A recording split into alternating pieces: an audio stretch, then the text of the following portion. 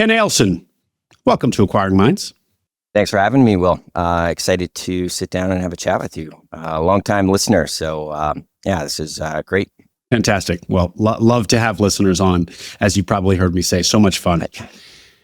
Ken, you bought a mattress retailer, a mattress store, essentially, a warehouse-style store. You're sitting in it now. We're going to hear all about it. It's not the typical profile of business that folks in this audience would target, so we are eager to hear why you liked it. Start us off, Ken. What was it that led you to want to buy a business? Yeah, I think that, looking back on it now and listening to a lot of the other stories on the show, my story starts from a different angle. I guess I come from when I was 18, I became a volunteer firefighter. And, when I was younger, I really locked into the fact that I wanted to join the fire service and be a firefighter full time.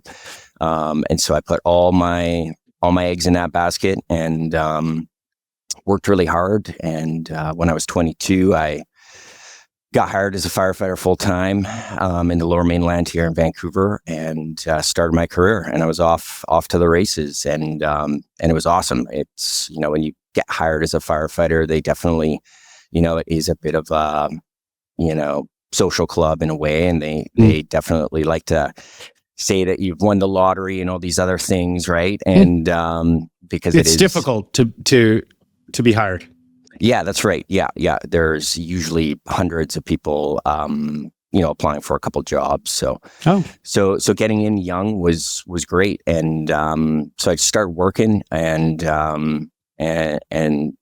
just kind of building my own internal reputation around the fire hall. I loved every aspect of being a firefighter, responding to emergencies and being counted on, and just being in the action and being part of a team. Really love being part of a team. And as time went on, I quickly started to realize, hey, I guess I'm in a union, and there's not really anywhere you can go in the fire service, right? You put in your time. It's all seniority based. And, in Canada, at least in the United States, it's a bit different, where there is no merit to a promotion, generally speaking. And so I realized, hey, if I want to improve my situation here, I might want to think about trying to do something else. I knew a guy who was in Canada, and he left Canada to go to Orange County, and he had actually started a soccer company. It's a franchise called Soccer Shots. And looking at that now, I was like, you know what? That's kind of an interesting idea. I'll look at that. I think owning a business would be very rewarding. It'd be just what a time. You could work hard, you could build it, and, see where it goes. I didn't know really too much about business or anything like that. So I followed his journey for a little while online and just talking to him. And I knew that there was no Soccer Shots up in Canada. So one day, one of my coworkers, he used to sell cars. And so, but now he's a firefighter, and he was a really good salesman. And, I pitched the idea to him, and he was all in. So there we are. We're off to the races now. We kind of had a target. It was going to be the soccer business. Canada didn't have any franchises, and we went through the process of, bringing that franchise across the border into Canada, being the first Canadian franchisee. And so you'd retired as a fireman?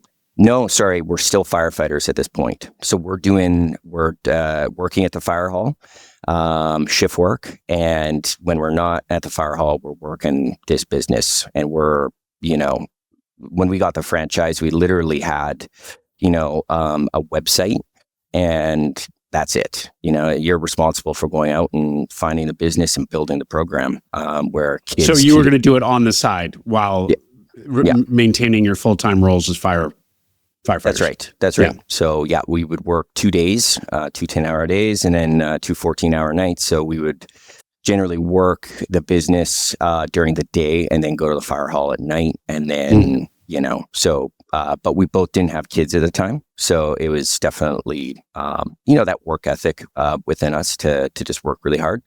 And it was great. We ended up just,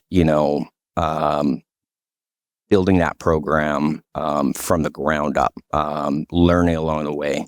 Obviously, it being a franchise, you definitely have a lot of support with other franchisees. So that was kind of a nice way for me to kind of get my kind of feet wet a little bit on how to run a business, how to the different types of, and that business kind of was an interesting business because it was kind of like a negative cash flow. You're taking in money 3 months in advance of a service that you're going to provide, down the line as registrations roll in. And so learning that kind of model was interesting, as I would soon learn when COVID hit. And so I wasn't aware of that. So we ended up building that business. We scaled it to just under 5,000 kids in our 2019 programs throughout the year, 4 full-time employees, 40 coaches. And then COVID, which would be apparently fatal for a business like this, hits. What happens after COVID? Yeah. So just before COVID, actually, our director of operations, who was essentially running the day-to-day, we were kind of removed at this point from a lot of the day-to-day operations. We were only marginally involved in the business during the week. She had kind of pitched the idea like, hey, I have a friend. We were thinking, actually she's smart. She was like, I was thinking about going to open my own franchise in a different location. Unless you guys want to sell this business to me. And my partner, great guy. We're still great friends. He was kind of going through some life changes, and he immediately jumped on it and was like, I think I want to exit. And, it was like my bit of my baby as well. And I felt really strongly connected to it. And I was like, I don't want to sell it. And so I tried to do everything I could to keep him on board. But then, COVID came around and that threw everything off. What happened with the COVID to this business? Yeah, so COVID shut us down for a little bit, and we ended up selling. We ended up going through with the sale the first 2 months of COVID. So we exited the business to do kind of a management style buyout, but it was an all cash buyout upfront. And presumably not a great exit, given. No, I mean, we still exited for about 3.5 times. Which was pretty good because I held out. I was the sticking point. I was willing to remain if they didn't kind of meet me at our number, and I would have brought on potentially a new partner. But then I looked at it with the stress of COVID and thought, you know what, I'm going to exit and I'm going to look at something else because selling the business, I learned so much, as they started to sift through all our financials and the way that we're running the business. I learned a lot about, wow, I definitely wouldn't make that mistake again. Right. And Ken, they bought it for 3.5 times in the first couple of months of COVID when the business is being positively just crushed. Just decimated. Yeah. But wow. I mean, she was running the program, so she knew kind of probably all the mistakes that we were making. And she could see where she could add value immediately. Yeah. And then her partner that was coming on, his family just made also another big exit out of a optical company. And so they weren't overly worried about it. Okay. And this was the woman who said that was working for you that said she'd want to start her own. Yes, that's right. Okay. Yep. So you exit that business and then you've learned a lot. You learned from her what things you were doing operationally incorrectly or inefficiently. Then you also go through the process of a sale. So you learn a little something about transactions. Yep. And then you turn your attention to what? And then it was full on, like even before the business was sold, I started to, try and find other businesses for sale. I knew that I wanted to get into another business, but I wasn't sure I had it in me to start something from scratch again. Yeah. That was a lot of work. So I just started to cruise these websites, and I had no idea that there was this little subculture of people who were, actively looking for businesses as well, right? And so I just started to look, and I started. I love that you call us a subculture, Ken. Yeah, I've never heard of us characterized that way, but I guess we are. Yeah, Carry on. Yeah, and so. I just started looking at businesses. I had no idea what I was doing. I knew that, I did have some rapport with people when I inquired because I had run a business prior. Yeah, sure. But that didn't mean I knew what I was doing when it came to, acquiring a business. And you're still a full-time fireman? Still a full-time firefighter. Yep. Firefighter. Yeah. And so in your vision for this next acquisition, should it happen, is again that you'll remain a full-time firefighter, or that's right. Okay, all right. Yeah. So you're really doing the own a small business and put in an operator model here. That's right. Yeah, met my new partner now. His name's Eric at the fire hall. We were working together for multiple years, and we were talking, and he was like, "I'd love to partner with you on your next go." So we started working together, and we just started to reach out to people, and we started to send emails about listings, and we started just kind of really learning as we started to interact with brokers. I think that we were very picky at first and maybe a little bit unsure about some of the risks. So even if we saw a good business, we probably talked ourselves out of it. That probably caused a little bit of frustration in the broker community, because Vancouver, we're really only looking at one area, generally speaking, and that's the greater Vancouver area. But we still try to maintain a lot of good relationships with the brokers that we were talking with. But we also knew that a lot of the good businesses for sale would be businesses that potentially aren't flowing through brokers, right? Yeah. Or maybe get hit a little bit before. And were you implying, Ken, that you annoyed some brokers? You were tire kicking? Yeah, I think that, if you look at it, we sold in 2020, and we acquired our new business in 2024. So that's a 4-year search. So that's quite a few. That's quite a few businesses that we ended up looking at. And while I would hate to categorize it as tire kicking, I think that potentially, we were looking at everything. We were looking at. And do you think that you also seem to imply that you were actually too conservative, that you were looking at risks in some of these businesses as insurmountable, but in retrospect, you feel that maybe you were being too conservative? Is that, did I hear that? Yeah, I think so. I think that we looked at it where we were really looking for something that was going to be, that we wanted it to be perfect, where we really needed to,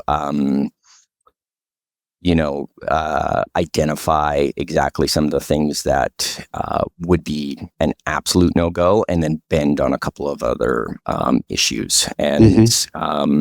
And I think that we lost out on a couple good businesses because we were just too conservative or too hard-headed when it came to negotiating with the brokers. There was too much. And the business that you found, the mattress retailer, did you like it because you learned finally to relax your standards a little bit, or was it in fact the perfect business and it was the first one in 4 years that met your criteria? Yeah, no, it wasn't the first one. So we had actually had some accepted offers on some businesses prior. But this business that we ended up buying, one of the main things was the ease in which it operates. Coming from a service business with 5,000 kids in your program, that's a lot of customer service. And so I knew that, and the ease at which this business operates is on a totally, different level. It's let's amazing. hear about it. Let's hear that. That sounds like one feature that you liked, but give us the big picture of the business, and then we'll drill into the pros and cons. Yeah, so the business is called Mr. Liquidator Mattress. Mr. Liquidator. Mr. Liquidator. And I think if you would have asked me, in February 2024, before we got the heads up on this business, if I would ever buy a business called Mr. Liquidator, I probably would have been like, there's absolutely no way. But when we got the heads up on it, it was through a broker who was just about to list it, and he knew our situation, and he gave us the first look. And it's a business that sells mattresses and bedding. At one retail location, brick and mortar, and it has 35,000 followers on Facebook for some reason. It has like. Do you think those are legit followers? Yeah, they are. They are. We can do.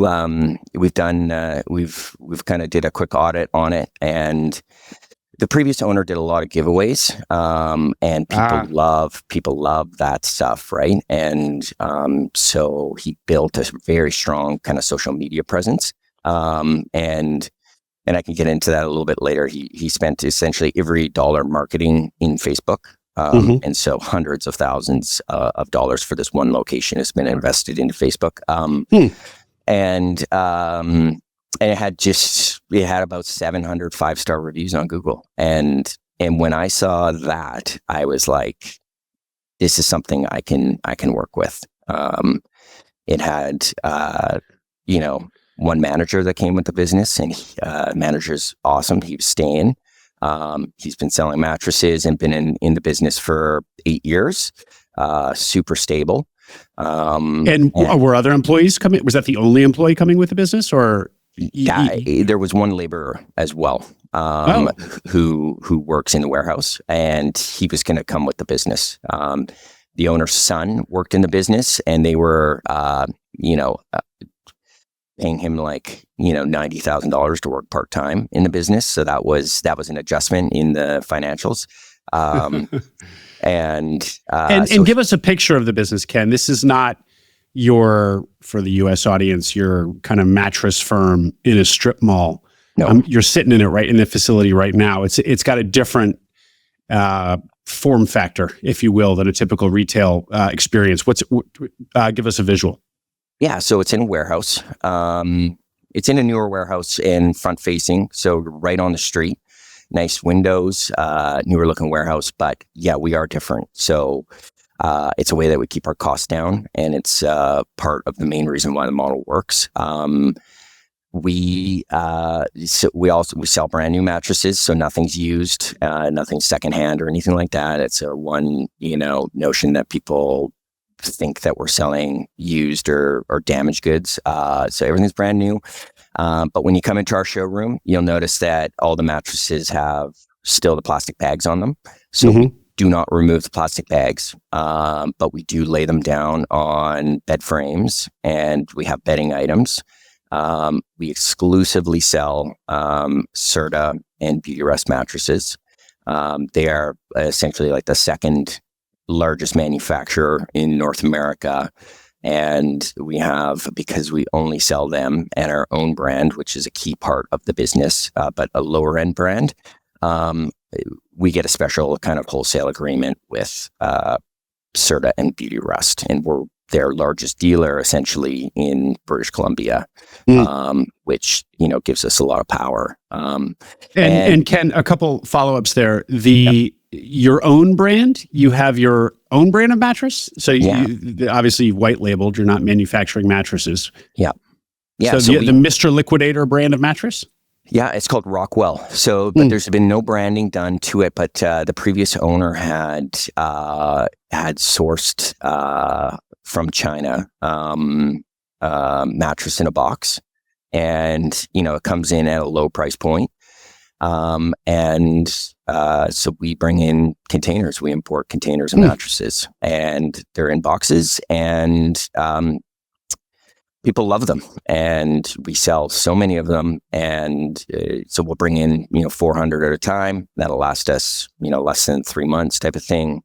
And then, in 4 weeks, it's time to re-up our ordering process, and we get another container rolling. And that's just sold out of this one a brick and mortar location. So these Rockwell mattresses exist nowhere else. They're not just there.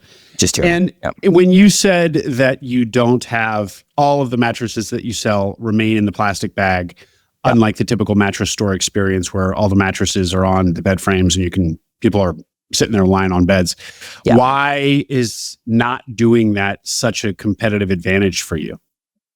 Well, I think it lends itself to people coming in and getting excited. They see stacks of mattresses, they see plastic all over everything, and they want a deal, right? They want to walk out knowing that they just got a smoking deal on a mattress.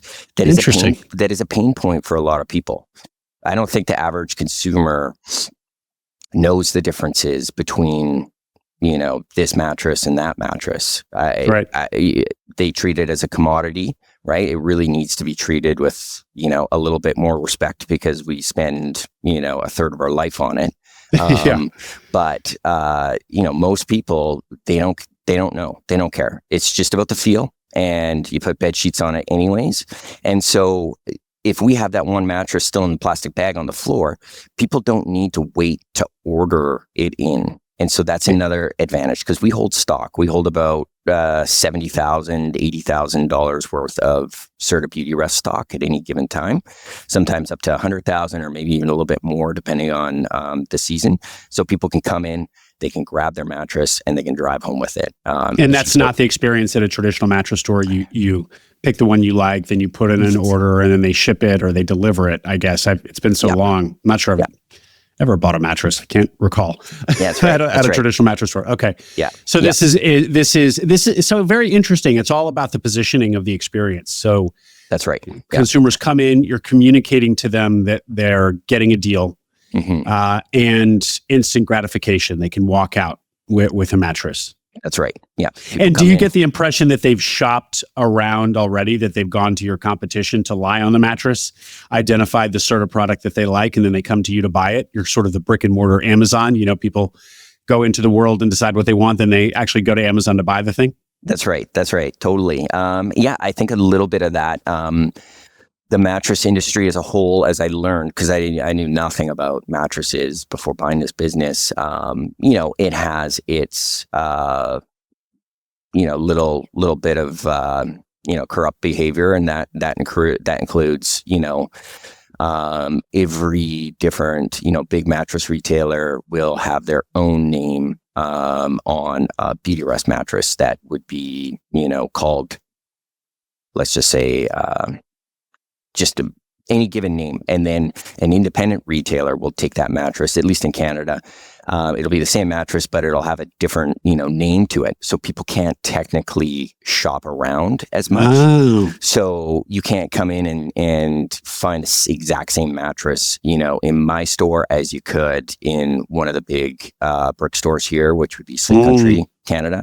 And so they do that specifically so you can't shop around. But what we can do is we can let them feel it. Is people come in all the time and they've thrown a deposit down at one of the big retailers, and they come in taking a look at it, and they're like, why would I spend $3,500 on this mattress if I can buy it here for $1,500 and take it home tonight? So wow. So you're 60%, 70% cheaper on some of the mattresses. Yeah, on the higher end ones. Yeah. Wow. And that's because our model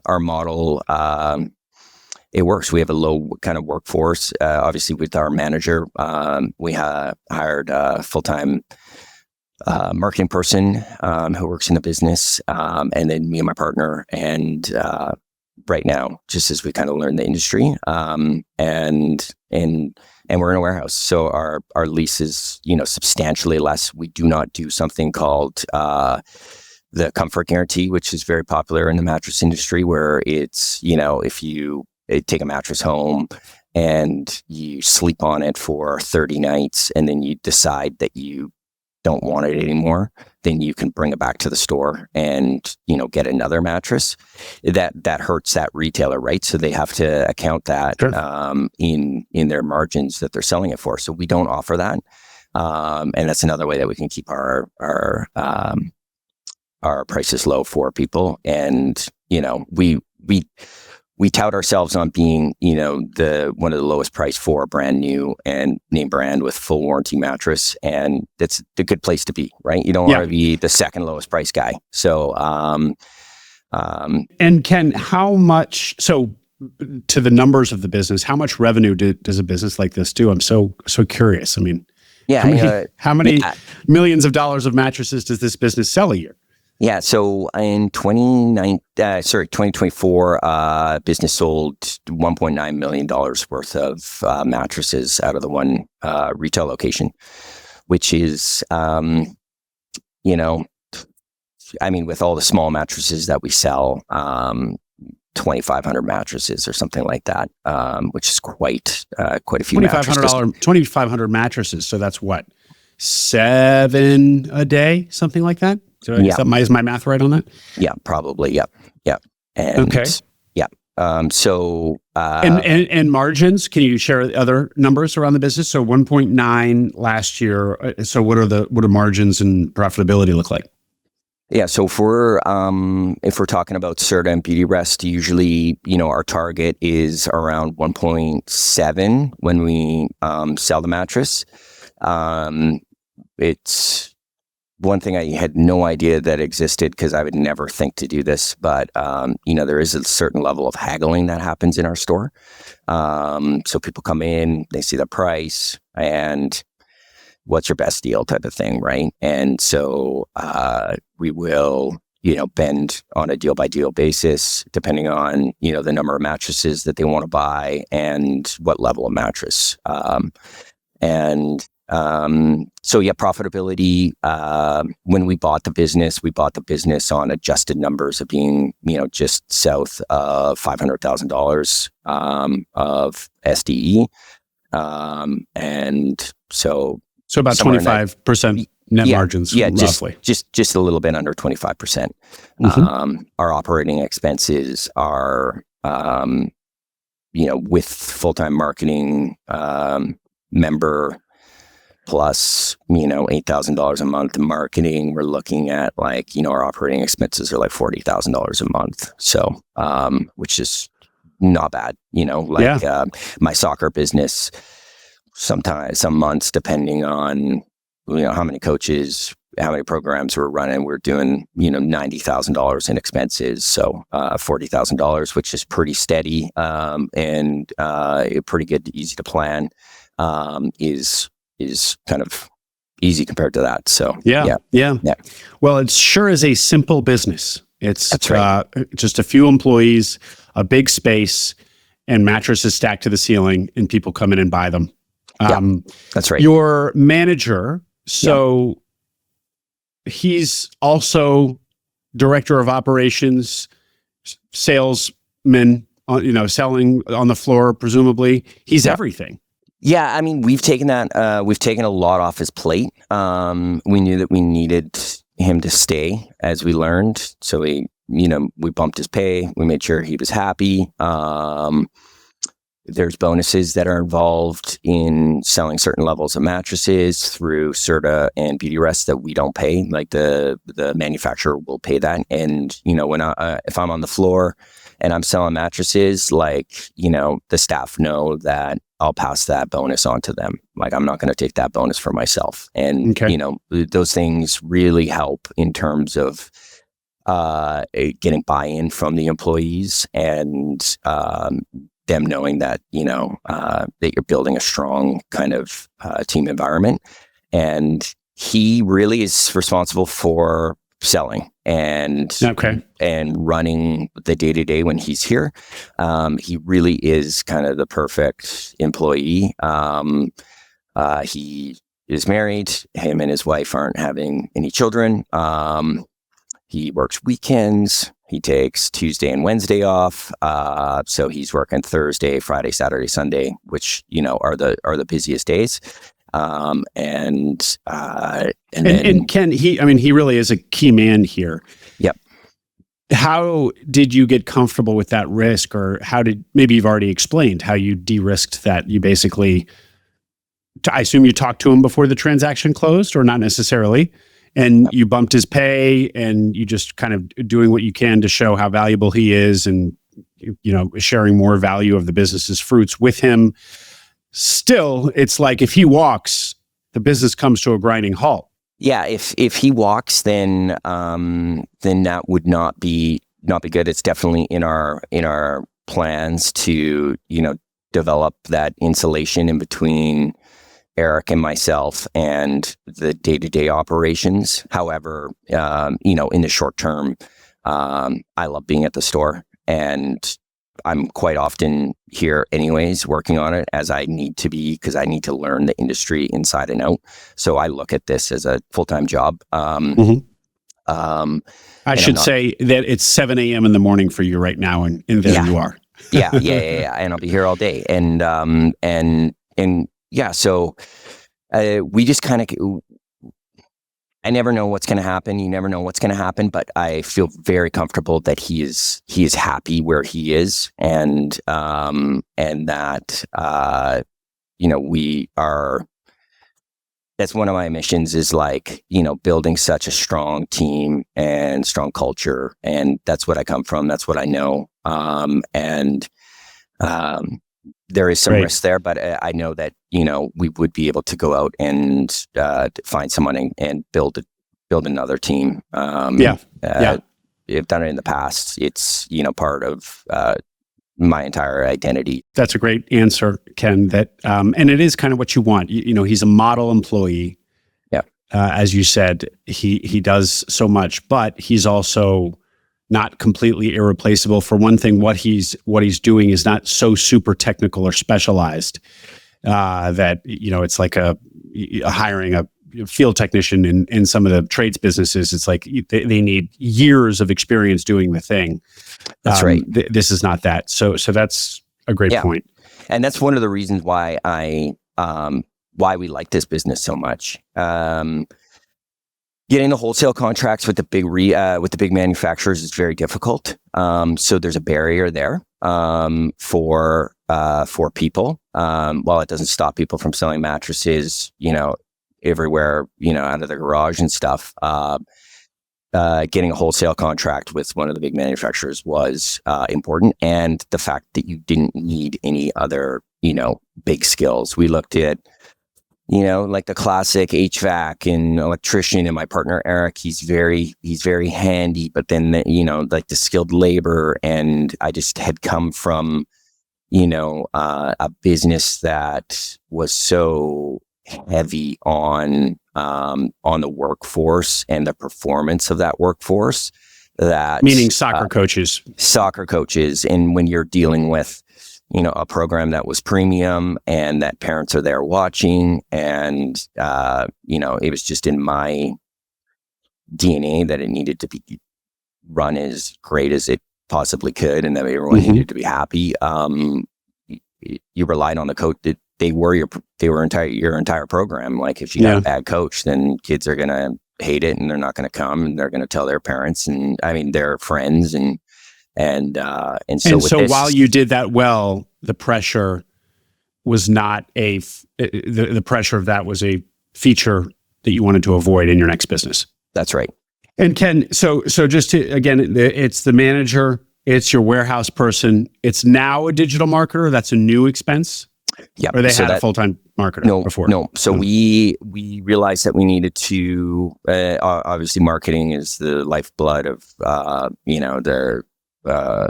the business itself. We stop spending money on marketing, then, people are going to stop, right, coming in as frequently as they do. So, me and my partner, obviously we're both firefighters. We don't have any marketing degrees or anything like that. I'd done a little bit through Facebook, but we wanted to hire someone who knew what they were doing. So we hired someone young that we could work with, that we could mold, and someone with some fresh ideas. And so we did that in the first couple of months. That was one of the first kind of main big things. We also hired a fractional CFO as well. Okay, so the staff is now manager, warehouse guy, marketer, fractional CFO, and then the two of you. And you are almost basically full-time in the business, and your partner as well? Yeah, my partner, with just the geographical region where the business is located, I live about 20 minutes away from it, which was awesome. And my partner lives in kind of the North Vancouver area, which is about an hour and 15-minute drive from where we are, depending on traffic, which is notoriously horrific here. So he's in the business less. So he is in the business at home. Eric does a lot of our, all our process building, all our financials, dealing with all the, dealing with the CFO and all the back end stuff. Where I'm kind of more in the business here, working and trying to build the business through relationships and a little bit more of that style. And you guys are not paying yourselves? We're not paying ourselves right now. No, we haven't taken a cent. That was one of the big changes. Is like my previous business, we started to roll a lot of personal expenses through the business because we had our salaries, and so we were like, well, let's just roll some. And that was looking back on that right now, that was a bad idea. So we're not going to do that again. Oh, why was that a bad idea? I think it just we never set up our previous business to sell. We didn't really have an exit plan. It just kind of fell in our lap, and COVID kind of pushed it across the line. So we really had a lot of personal expenses that were sometimes hard to justify as they were looking through our numbers. And that kind of hurt our overall evaluation. And so you couldn't argue those were just add backs?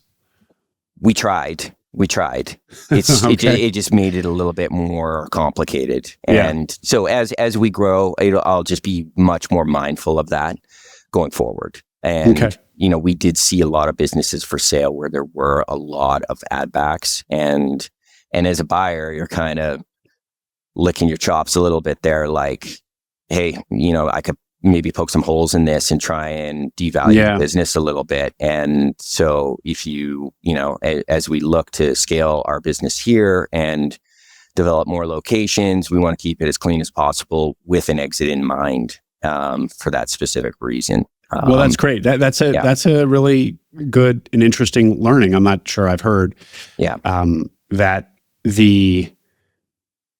and now people who now are owners of businesses, when they think about positioning the business for sale, the more personal expenses you have going through, the more opportunity, and you can't just tell yourself, well, I'll just make it an add back when the time comes to sell. That every single one of those add backs is opening yourself up to the buyer negotiating you down because they can contest it. And so it chips away. You don't want to go in with this stack of things that can be chipped away at by the buyer. Exactly. Yeah. I think that, the clean numbers don't lie. And that's what adds value. If there's a lot of, little nuanced things that can be argued against, then, they're going to get you somewhere with devaluing your business, even though that, hey, it's not like that. But you see, it's got to be, in my opinion, it's the cleaner, the better. And I learned that through the previous sale. And so that's our plan. And with that being said, I never thought about an exit with my first business. Like, didn't even think about it. I had no exit plan whatsoever. And so, we've kind of come into this business with a little bit of an idea on different ways that we can scale it. And then, when we do that, is that a time when we want to exit? And we want to be prepared for that. So, Wise. And it's the whole built to sell. Don't know if you've read the book, but it's the concept that you always want to be building your business so that it's as saleable as possible. That's right. Not because you necessarily intend to sell, you may not, but because it is you're creating enterprise value. The more attractive you're making it to a theoretical buyer, and you might just find that you want to hold on to it anyway. So it's the ultimate optionality. The more saleable your business is. That's right. Yeah. Ken, speaking of valuation, so what was the price that you paid for this 500,000 SDE roughly business? Yeah. So we ended up buying this business for $815,000. But the broker came to us and he said, I'll let you guys take a look at this first. Whether that's truthful or not, I don't know. I took it as truthful. I had no reason not to believe him. I hadn't seen it up on any, websites yet or any, and he gave us kind of a 2-month heads up, like, hey, I'm working on this. And he said it was going to be listed for $845,000. And so that did cause, some alarm bells to go off for me, because it's a low multiple, and what's wrong with it, right? Yeah, and, exactly. And so we got a look, and I looked at it right away, and it looked great. And so he kind of gave me the heads up, like, hey, if you this guy, the seller needs to exit pretty quick for personal reasons. I might be able to get this deal across if you throw, something around this ballpark. And so we did that. We kind of negotiated back and forth a little bit on the inventory value that was going to be above and beyond that price. There's going to be $50,000 in inventory, and then anything more, we would have to adjust that and pay the balance.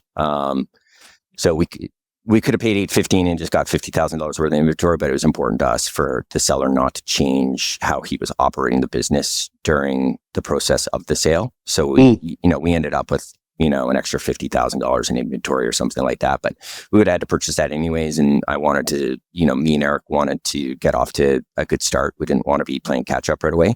So and why do you call that an extra $50,000 of inventory? That, a lot of people will consider inventory just another key part of the business that it takes to function. So inventory really should be considered part of the business price. And so you bought a functioning business that was selling mattresses the day you got there for $815 plus $50, so $865 sort of thing. Yeah. I think that it was because the broker was trying to do his best to, push this deal across the line. I think that he could get the seller to agree on something like this, but the seller would have been, not every seller is versed in selling a business. Like, right. Not everyone knows that, hey, all your inventory needs, some sellers might be, the seller actually had, an accounting firm do an appraisal of the business, and they came back at like 1.5 million or something he had mentioned, but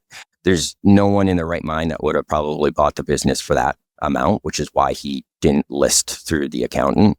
And he knew that, it really was the wholesale agreement and all the reviews and the Facebook following in the operations. But aside from that, we were coming into a business that needed quite a bit of work. So it's not all roses and great. Obviously, there was some serious shortcomings. Okay. Well, tell us what those were, because I'm hearing you say that you guys bought it for $815 or $865, let's say, with the inventory. Yeah. Which was a great price, but you're also saying that $1.5 million, which is more of like a 3x, would have been way too high. Yeah. So, what were the weaknesses that make you feel like it definitely wasn't worth 1.5, even though you feel like it was also worth more than you paid? Yeah, I think that one of the biggest ones was there was no online presence whatsoever. So aside from the Google listing, aside from the 35,000 Facebook fans. Yeah. But in today's world, especially in retail, you should be, visible to everyone by a click of, a button. And he had a website, and it was very bad. It was a landing page. It had a link to MapQuest to find the business, which didn't work. And that's what we're talking about. So like, it was almost a disservice to have a website like that up. It made the business look even worse. And so that's obviously one thing. It had no inventory management control. It had no. Although you got to, Ken, that website point is almost like a pro rather more than a con. It's almost like I'd pay extra for that because it's such an easy lever to pull to add immediate value. But right. I take your point, but it's kind of like that's the sort of thing we look for and love when we see in a business. That's right. Yeah. And I loved it too. I thought like, hey, this is great. But, when we took a deeper look, there was no, there's no processes, there's no, there's no policies in place for the customers to come. Right. And, so I felt like we were exposed a little bit from previous customers, if they came back and demanded something. And yeah, just no professionalization. I mean, it was just nothing. Slinging mattresses from a warehouse. That's right. And this previous seller, I mean, Mr. Liquidator started as a true liquidation center. It was a business that was 4 times the size of the mattress business, right? He used to sell furniture, shoes, everything. He was actually on a TV show, which definitely helped the exposure of the business. But so it had actually shrunk in size, I guess, as COVID hit. He changed the business model just to start dealing with mattresses, and that was for personal reasons. I think he didn't get into like all the exact personal reasons with us, but he was honest and forthcoming as a seller could be. I was very nervous when the transition was happening because I didn't fully trust him, but as working with him in the weeks after, I grew to develop that trust. But so Mr. Liquidator, they were lots of cash deals, lots of things that were potentially, skeletons in the closet, and then just some of his practices around customer service that we've had to run into with previous customers who have been unhappy. Really easy fixes if you take the time to listen to people and to connect with them. We've been managed to remedy those and turn those people into what is that? Unhappy customers that want a refund or something, and he would say no, and you've said yes, sort of thing. Yeah, and try to make it right by them. Yeah, just people who, we've had Facebook posts go out, hey, like we're having a sale, come on back. And then people like, don't buy from these guys. And they're responding to like everyone who's left a comment, which is a bad place to be, right? Like, so they're actively promoting against you. So we've had that twice. Both times, get a hold of the people right away, explain, hey, we're new owners. We've had both the customers in to the store remedy their problem, which has been like a really quick fix in their house, fixing their issue and just turning them into promoters. And the next time we're posting their, leaving positive comments. So it's just like things where he was probably worn out. So he was worn out. That's why he wasn't proactive in addressing them. And so. What did you mean, Ken, by saying you didn't fully trust him? I heard you say cash. I heard you say didn't fully trust him. Say more. Yeah. So the previous owner, he was Mr. Liquidator. He was Mr. Deal Maker, right? Like, I think that anyone who entered the store and bought something when they were dealing with him left thinking they had received the best deal of their life, right? Where in actual fact, they didn't really probably receive that great of a deal. Kind of overinflation of numbers with a big discount, and those types of practices. Now we've since stopped that. And so, and some of the first initial dealings in the store, we had, some bad people come into the store who are, connected with crime groups and and Really? know the previous owner. Yeah. And so he was kind of dealing with them. But wait, but they like he knew them because they were just his customers, or worse? Or yeah, no, I mean, I have nothing to believe that, he was involved with them day to day or anything like that. But customers, very comfortable talking to people like that. And so for me, that was like very eye opening. I was, me and my partner Eric were like, holy smokes, like seeing, people whip out, massive wads of $100 bills, or you're like, you're not sure where this money's come from, right? Paying cash for 7 mattresses at a time. And so there's, that kind of like, so with the business, he was a bit of a key man as well. And I think he still remains that, as he was so connected to so many different people and suppliers, and all over the world. He would tell me stories of, flying on airplanes to Malaysia and going into, warehouses that were filled with furniture and just buying containers and bringing them, importing them into Canada and liquidating them, right? That was his thing. And he enriched himself very, very much, and made a very, very big business for himself. And then during COVID, he scaled that back and just. And why did he narrow down on mattresses and bedding?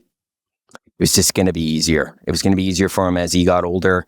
Dealing with mattresses, much easier than dealing with furniture. Furniture, you're dealing with, a million SKUs, right? Constantly ever changing. Quality is always an issue.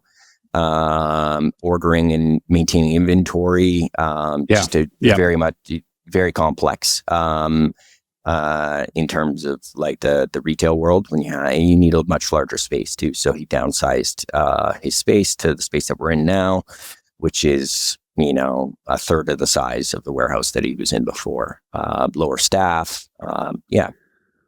It's simpler. It seems much more manageable, cleaner business, easier inventory to manage. That's right. But let's circle back to your gut, waving a yellow or red flag about the seller, because this is something that we hear time and again is kind of one of the 10 commandments of buying a business. If you don't feel like you could fully trust the seller, you should walk, because it's too much risk. Your gut is probably right. And if they're dishonest in one area, there's probably dishonesty sort of rife throughout the organization. Yep. Why did you choose to ignore your gut on this? I think we went through with it for a couple of reasons. We knew we met the manufacturer before the deal, right? So we weren't just taking before the deal closed. So we weren't just taking his word that he had this agreement with Serta, Simmons, and Beauty Rest, our main supplier. So we knew that was solid, and met the rep. We had to get the blessing. So I knew that was solid, which was one of the big pieces. Then that turned to the financials. The broker had made essentially the seller before he listed the business to get review engagement, which is a step up on just a notice to reader your financials done. And that lends more credibility to his numbers that he's presenting us. So we felt confident talking with our lawyers and with our accountants. The accountants that we use for the due diligence actually are from the same office as his accountants. So we knew that he was using legitimate accountants, and that everything was kind of above board. I think that if you look at it retrospectively, he was probably underrepresenting the business size because he potentially was doing cash deals. And so there was actually more more sales in there and potentially better margins, because he probably would just write off the stock and then sell it for cash, right? And so that would hurt his overall gross profit. So we felt confident that we knew that, like, hey, he's well connected and he's built this business and done really well, but at the same time we can bring our own community with us, and we can establish our own. Just because he's running it this way doesn't mean that we need to run it the exact same way. We knew the reviews were real, and that that he was buying the set amount of inventory through Serta and Simmons. So we could see all that, and so we knew it was going to, it was a little bit. Yeah, it was a little tough, for sure. Yeah, I was definitely stressed. But I knew that, because we had those main pieces in line, and I knew that I could count on myself and I could count on Eric, and that, we're smart. We can battle, and we can make it successful. If we work hard, we do the right thing enough times, people will find out, and we just, have some faith. So well, it's interesting, Ken, because it turns out your gut was right. You think? I mean, some of the sellers' behavior, in fact, the shadiness, in fact, was there. So it's not that your gut was misleading you. Your gut was right. Yep. But so too was your sort of rationality that was like, we can work around this or work with this or minimize this as new owners. Yeah. I learned a great phrase at the MIT ETA conference the other week by Badge Stone, which was, you can't structure around dishonesty, or you can't structure around integrity. Point is, if there's an integrity issue in a transaction, optimistic buyers will often think, well, I'll just mitigate that risk by structuring around it. I'll put in protections. And it's wiser heads will say, just walk. But in this case, it sounds like you plowed ahead. You thought through how you would mitigate this risk, and so far you've indeed been able to. Yeah, that's right. And I knew that we were, like, our debt service was going to be comfortable for me, because of our multiple, and because of the type of cash flow that it was spitting out. I was, so we rationalized it a little bit like that. If this was like a 4 times or something, then I probably wouldn't have done it.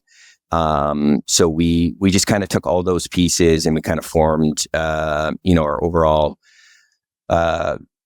opinion, and looked within ourselves and thought, like, is this risk profile something that we are willing to do? And the answer was yes. So we went through with it. Yeah. Yeah. And we still have a little bit to go, and kind of a big topic to hit, but I want to start closing though on just the business itself. Yep. One more question on risk, and then I want to hear how you structured the deal. Yep. Supplier risk. So while that is an asset of the business, these wholesale relationships you have with Serta, Serta Beauty Rest is the same company? Yeah.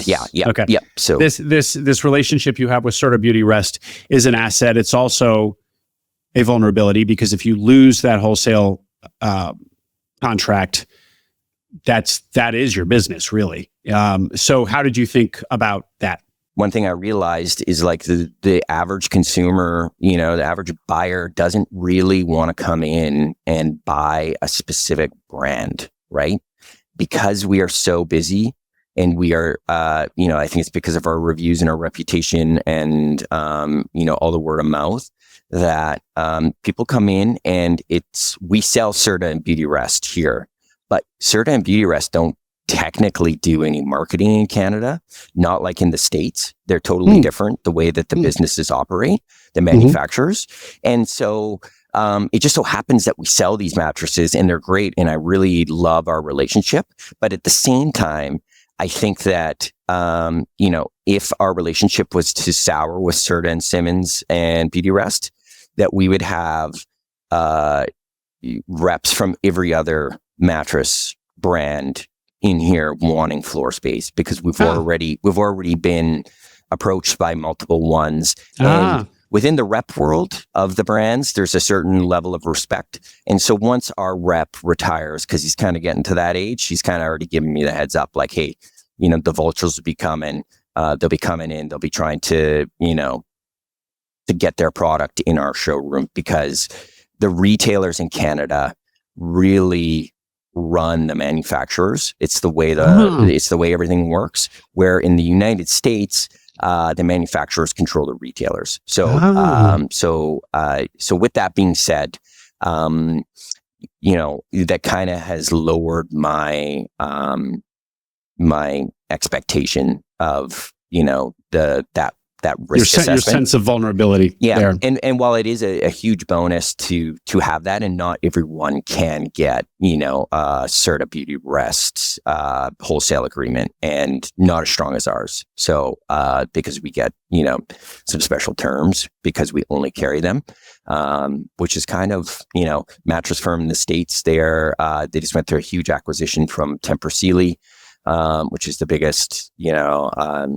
manufacturer in the United States there, and you're going to see Mattress Firm load up on Tempur Sealy products, right? Where 75% of their floor is going to be Tempur Sealy. So, the model that we're running with just one brand might be more common than not. And, I like to think that we're out ahead of it a little bit, because like I said, I just don't know if the average consumer really cares about what brand it is, right? They really care about the feel of it. They care about the price, right? And then maybe some people care about I call it the ingredients, the specs of the mattress. But generally speaking, people don't care. So it's one of the ways that I hope that we can grow is by strengthening that relationship with Simmons and Certa and Beauty Rest, and them looking at what Tempur Sealy's doing, and maybe investing a little bit in us, as we show that we're committed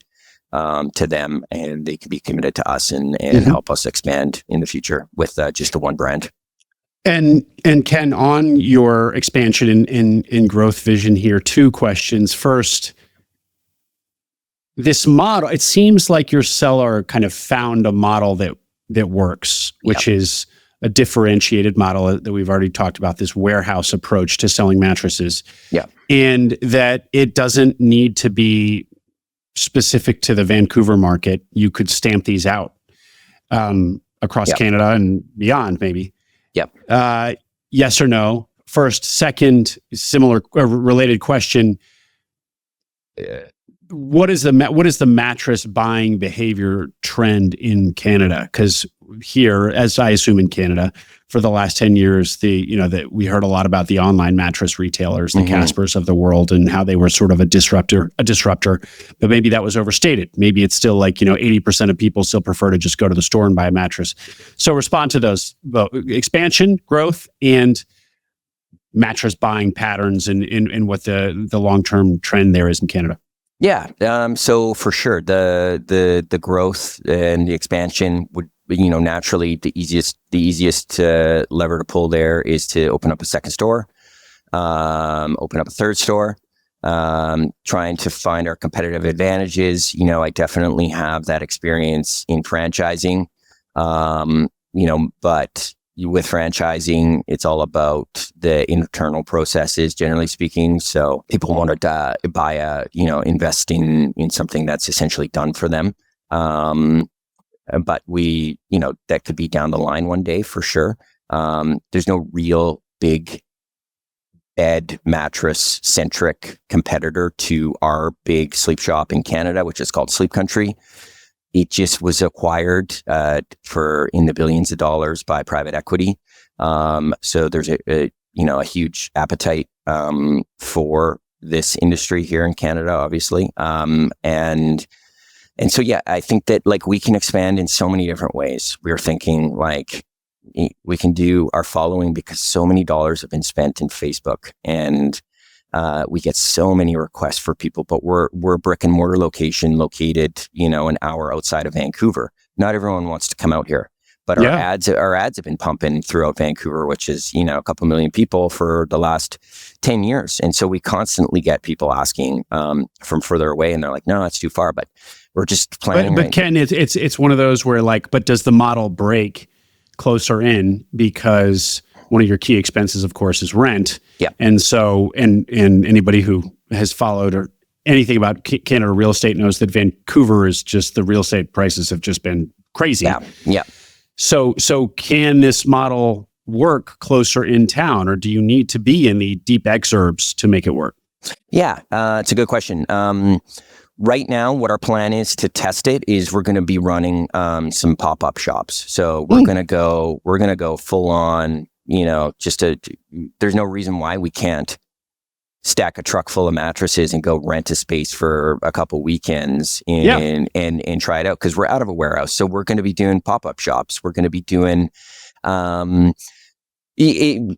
the space, the lease is the number one problem, right? Like, so we'll have to get across that, but it's something that we're committed on looking at and working with, and Certain Beauty Rest are committed to helping us do that as well. So we will be, as soon as we're ready, we'll definitely be looking at that. I think when it comes to like Vancouver proper, we're probably not going to find ourselves in Vancouver. We'd still probably be, further outside on the suburbs. I think that, Mr. Liquidator brings in a certain market of people, like to the lower middle market. We're trying to expand that to more middle market buyers, people who have the expectations to go into a nice showroom, but they're willing to spend money. Like, hey, let's, show them that we're one of you, and we'll bring them in and just, exceed their expectations with just amazing customer service, no pressure. Trying to lessen that pain point of buying them. No one likes buying a mattress, right? Generally speaking. So we have that in our sites, and then working with, because our wholesale agreement is so good, we can actually be a wholesaler. So we supply smaller hotels with mattresses. We have a couple clients that will put orders in every year for like 40 different queens here they need to replenish. So expanding that, there's a lot of smaller motels and hotels that aren't quite big enough to have their own wholesale agreement to go through the main manufacturer. So expanding that outside sales capability as well would be something that we would look at. But there's so many different ways that we can, and that's what I love about the business. I knew we just needed to get started. That's what we we said, like, we're going to find opportunities here. We're happy with the way the business was positioned, but we know that we're going to, keep digging and find new opportunities as we go, and we have been. So, and the consumer trend of buying mattresses online, has that essentially plateaued, or is that still growing, or what? How do you see that affecting your long-term prospects with this? Yeah, I think if anything, it's declining, and I think the bed in a box and the online brands, you now see them starting to realize that. I'm sure they've known that for a couple of years now, but you're starting to see them pop up in their own. Some of them are starting their own brick and mortars. Others have been acquired by the main manufacturers, like Casper. At least Casper Canada has been acquired by Sleep Country. Sleep Country's acquired a couple different brands. And so as that happens, they want to roll it more out into I think that the people, it's like one of the purchases that people don't want to make. And it's something that you really need to try. There's so many different feels and variations to it. There are people who just don't care. They'll sleep on anything, and that's fine. But some people are a little picky. They like to know, and especially in Canada, and this is not to do with the United States, but this is a Canada problem, which is where we're so spread out. It's such a big country. Freight is so expensive in Canada, right? Mattresses, a king size foam mattress weighs 150 pounds in a box, right? And so what I think that we've seen is these companies, they're starting to degrade their foam a little bit to make it lighter. And I think that they're running into some poor reviews for that, because the freight is got to be killing them. So so we see a lot of people, kind of with the bounce back effect. They're coming in after they bought one of these, and they've tried it, they're not happy, they've returned it, they want to come, they want to check some out, they want to feel them. So I feel like we're kind of swinging back to the way things used to be. So, very interesting. Yeah. So I think that's more of an opportunity than, a detractor. So, and we're going to close out here with how you put the deal together and finance the deal, because as I always say, there is such a U.S. bias on acquiring mines, and within that, an SBA bias. So always interesting to hear how non-SBA, non-U.S. buyers put a deal together. How'd you do it? Yeah, so we put the deal together with it was like 88% was going to be paid at close. The vendor was going to take like 11 or 12% VTB, which was going to be a 5-year term at 5%. This is Canadian for seller note, everybody. Oh yeah, the vendor, the vendor is the seller, yeah, and the VTB is the seller note, right? That's right. Yeah, vendor. So 11.5% for the seller's note. 88.5 paid at close. Yep. Go ahead. And then, so in Canada, the rules are pretty clear. We can only finance up to 75% of the purchase price through the banking system. The banking system will look at the seller note or the VTB as a down payment if the seller is willing to fall into second position in behind the bank, right? When it comes to if there's wait, okay, so the seller was 11.5%. And by the way, you said with it was a 5% on 5% interest on a 5-year amortization. 5-year term. And so every year on that date, we pay the seller 5% of his loan. Mm-hmm. We're not required to pay any of the principal payment for 5 years. After 5 years, that loan comes due, and we pay him in full.